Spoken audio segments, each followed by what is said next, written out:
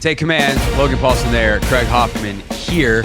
And it is time to look at the Commanders' offense against a Saints defense that made some plays this year, has a couple of interesting pieces on it, including one very familiar one. But the Commanders' offense coming off that 42-point performance against the Titans where they ran the absolute mess out of the ball. And it would seem, Logan, on paper, that opportunity exists again to have a really good day on the ground and or against New Orleans. Yeah, that's kind of what it feels like to me. And I think when you watch the Saints, I think, like you said, they do have some interesting pieces, specifically on the edge. You know, Carl Granderson is a guy that maybe isn't a household name, but I think he just plays super hard. He's a big guy. He's kind of a heavy-handed, heavy helmet type of player that is going to set nice vertical edges. I think you look at Chase Young on the other side and kind of feels and plays the same way. Probably not as disciplined, probably not the same motor, but kind of that big edge. And like when you go down the list, like Peyton Turner is a giant. Cameron Jordan is a giant. So they've got kind of some big edge pieces and that's kind of the style that they've wanted to play there for a long time, that can set a nice edge, can stretch a run out. However, and I think that those guys are playing well. Cam Jordan's not playing the same way that he was a couple years ago. Kind of, you can tell he's definitely on the decline. He's not rushing from the end spot anymore. He's more rushing from that 3 technique on third down situations, which I think speaks to kind of the transition of his career, kind of moving away from, one of the more dominant players in the NFL to kind of more of a role player now. And then but I do think the thing about their defense is on the interior, specifically at the defensive tackle spot, you're looking at guys that I think are actually decent athletes, but have been struggling to stop the run, at least to my eye. So Sanders and Shepherds are the 2 guys that start inside. Obviously, John Ridgway and Brian Brzee are the other guys that kind of rotate in with them. And everyone's going to recognize Brian Brzee as a former first-round pick. But those dudes have a really hard time sitting double teams. And when you watch the New York Giants game, they're getting moved off the spot on Wanda. So, open side run away from the tight end, double teams on the interior. Those dudes are getting kind of pushed out of the club. And I think you talk about Pete Werner at the linebacker spot. You talk about Demario Davis at the linebacker spot. Both those guys are doing an excellent job, but sometimes it's hard for them to fit runs when the offensive line's in your lap. And I think when you watch the LA Rams game, for example, they kind of know that they're struggling inside a little bit. So they kind of bring a couple of line stunts. They're trying to scrape the linebackers over the top. And LA did a great job of catching them in those stunts and hitting them for explosive runs. So I think, to me, just looking at, and maybe you have some advanced metrics, Craig, that could support this. When I watch them, I'm the interior is not playing great. They're having a hard time stopping the run. And when I look at the efficiency that they brought, and they also, the other thing, the Commanders have struggled with penetrating 3 techniques. These guys aren't really penetrators. The technique they're playing is kind of read, sit, kind of hold off the double team. And to me, that's perfect. That's exactly what the Commanders want. So the style of play, the technique they're playing, and kind of the lack of consistency from this group, it feels like the Commanders should be right in the Commanders' wheelhouse. They should be able to run the ball. I don't want to say at will because that's an NFL defense, but they should have some success running the ball. Yeah, the numbers back that up. But just also, I think back to what Nick Allegretti talked about post-Tennessee. He's we really just wanted to focus on firing off the ball and running off the ball. And a team that penetrates at you, obviously, they're also trying to fire off the ball. And so that's going to play very differently versus a read and sit where it's go strike that guy. Yep. He's not coming at you quite as much. And so that should play into what they want to do. And the insights page and the key advantages page on NFL Pro, it is a bloodbath in Washington's favor when you talk about rushing efficiency. Running inside the tackles, Commanders offense, 3. Saints defense, 29th. Overall rushing efficiency, Commanders offense, 3rd. Saints defense, 29th. Rushing in the red zone, Commanders, 3rd. Saints defense, 30th. Design runs, 3rd, 29th. Rushing out of shotgun, 3rd, 28th. Rushing outside the tackles, this one's a little better for the Saints. The Commanders are still 3rd. The Saints are 22nd. QB scrambles, which is something I want to talk about as well. Washington 7th. Saints 27th. Rushing under center 8th, 26th. 9th and 16th for rushing versus light boxes, and 12th and 12th for stack boxes. So maybe the Saints wind up trying to stack the box, but if they're going to play a bunch of man on the outside and Terry's out there, then Terry could have 200 yards on Sunday.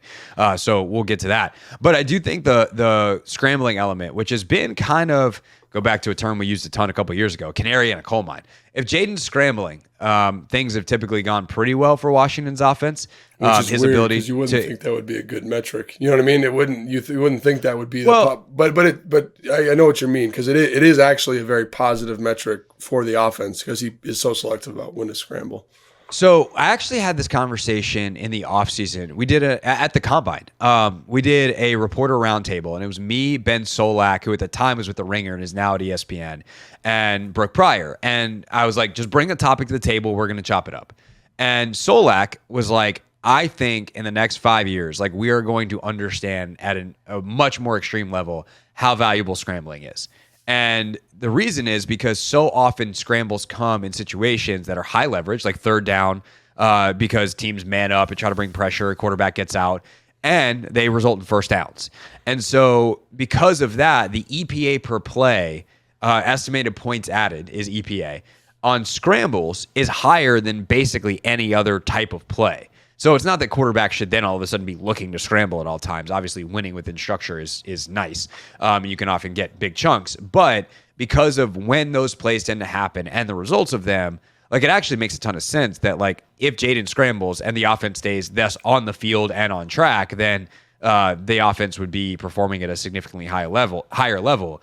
And if you watch that Giants game, like Drew Lock was able to scramble all over the place. There's one play that was incredibly frustrating because he had a first down and he tried to loop back outside, and you're like, dude, just go straight towards the first down marker.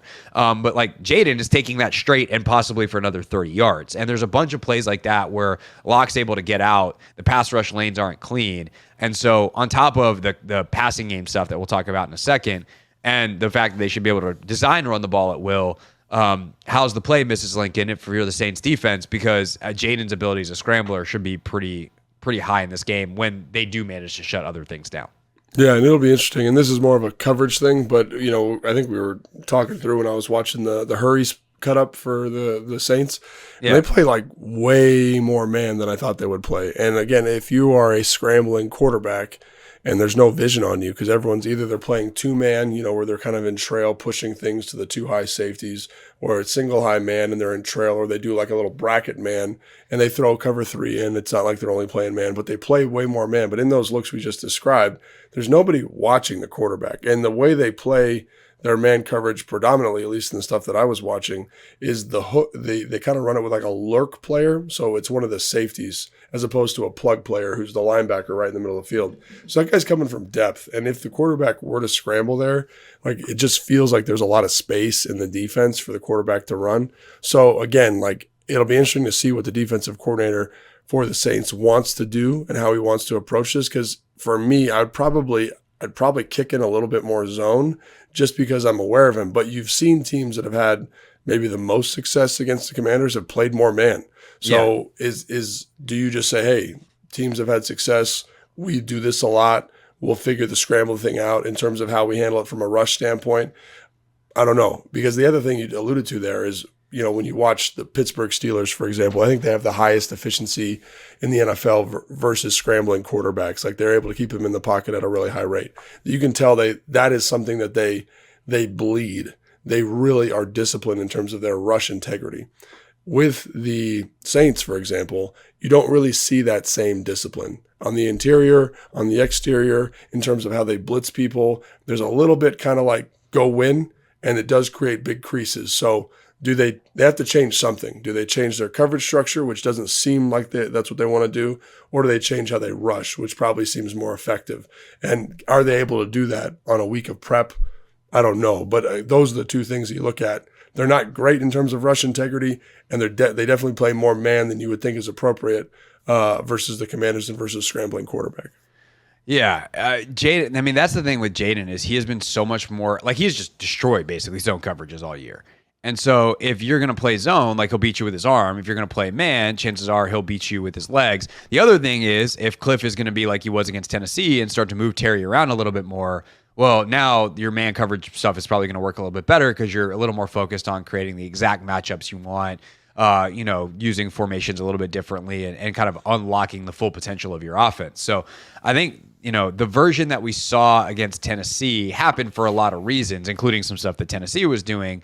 But that is the version of the Commanders offense that I'm hoping to see for the final 4 games and however many playoff games they get, because it prevents some of the log jams that some teams have been able to get for Washington. It's like, okay, if we're going to play man, we know that they don't have, outside of McLaurin, a ton of guys that are just going to beat us one-on-one.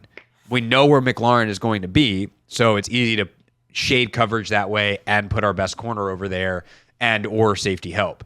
Now, if Terry's moving around a little bit more, you can't do any of those things. And so I'm very curious to see kind of what the plan is and whether that was a Tennessee thing or whether that is kind of a evolution of the offense thing. Not to mention, coming out of the bye, is there any other new things that Cliff unloads in this final month of the season? Yeah, I think that's a great point. I think the other thing that is going to be really interesting to watch is Zach Ertz and his ability to win versus man-to-man coverage, because a lot of people will play Zach with a safety or a nickel, but I mentioned this before, they like to bring that lurk player from the safety level to kind of be that zone-ish player, read the quarterback eyes. So the tight end, at least in the stuff that I've seen this year, is matched up versus Demario Davis. And I think Demario Davis is a very special football player. He's excellent. But in terms of like receiving and coverage, like I would probably favor Zach Ertz there. So that's a matchup that I would probably just circle in red this week and be like, can the Commanders, again, Terry's obviously one you're looking for, especially given the inconsistency in the Saints secondary. They've got some talented pieces, but they're not, playing at a super high level at the moment. So obviously Terry, but then that's a matchup that Zach has won and can win. And in with a man coverage team, like that's super easy. Like, hey, who's got Zach, Demario Davis? Let's see if we can get a win here for our guy. And I think if you can find little wrinkles, little advantages like that in a game like this, that's going to be all the difference. Because again, I think you're going to be able to run the football, but semi-effectively. Let's say you get to a 3rd and 4 man situation, have Zach run a 10-yard out, and then we should be okay, especially if we're getting man coverage. So I think those. Maybe not on the outside, maybe not on the perimeter. They don't have someone that really scares you, but I do think that's a matchup that Zach can consistently win. Anything else that we want to hit on before we get out of here? I think that's it. I expect them to run the ball a ton. I expect them to run the ball effectively. I expect them to be physical. I think this is always the fun thing about game planning. Whether it's at high school, it's in Pop Warner, whether it's for your rec basketball team, whatever, is I think the Saints know that we know that they're bad at stopping the run. And so teams we've played this year have changed their approach versus the Commanders because they know that this team is, despite kind of the air raid background of Cliff, like they want to run the football. So do they change what they want to do? Are they in a little bit more cover 3? Are they in a little bit more 8-man box structure like you already alluded to? And then if they do that, then what's the counterpunch for Cliff off of that? And so I think that's always one of the fun things about entering these games is, like, for example, like on defense, I think for the Commanders defense and the Saints offense, like they know that we are going to want to stop the run. So do they come out and just go bombs over Baghdad on the first play to kind of get us to back up? And again, those are the cool moments that you're kind of like, oh, this could change the narrative of a game on 4 or 5 plays. And then how does our coaching staff respond? And I always think that's just important to point out. No doubt. One last next-gen stat comparison. The Commanders actually have not been an amazing passing team off of play action this year for as well as they've run it. But the Saints are 26th in defending the pass against play action. So if they do try to sell out, getting some play action stuff on them seems like a very gettable thing. So we'll see if Jayden and Cliff and the receivers can scheme that up on Sunday. Yeah, I'm really glad you brought that up because when you play a lot of man coverage, you have a man, but you also have a run fit. And so that was something that people talked about. Oh, when Marshawn Lattimore comes back and they can get more guys in the box, that's going to be advantageous for them. But if you're still playing man coverage, which is what Dan and Joe Wood Jr. and that staff did when they were in Dallas, it becomes really hard to fit runs still because you're of two minds. You're saying, oh, I've got the tight end. Looks like he's blocking down. My eyes go to my run fit, and then the tight end leaks out to the flat or runs a corner or whatever he's going to do. And so I do think that if you can kind of get some of those misdirections and, doing like my bye week kind of commander scouting, I think Cliff's done a great job in 3rd and short situations of using those play actions, those heavy play actions to kind of create open runners on corners and goes and little posts to Zach Ertz and things like that. So that's definitely going to be on the table. But I think to your point, do they utilize that more in the field on first down, because again, like if you're going to get all this man coverage, like let's take advantage of it and find some easy throws for Jayden. Find out on Sunday, Commanders, Saints. It's a 1 o'clock kick here on the East Coast, 12 o'clock down at the Superdome. Logan will be there, so we will have our post-game coverage 7:30 on Sunday night. So kind of after the afternoon window, we'll pop on here. TBD on who the mystery guest co-host in Logan's box will be, as he'll be traveling back with the team from New Orleans. Then we'll be back on Tuesday with a film review. Thanks again for listening. Again, we'd love to hear your feedback on the show. One, hit the like button.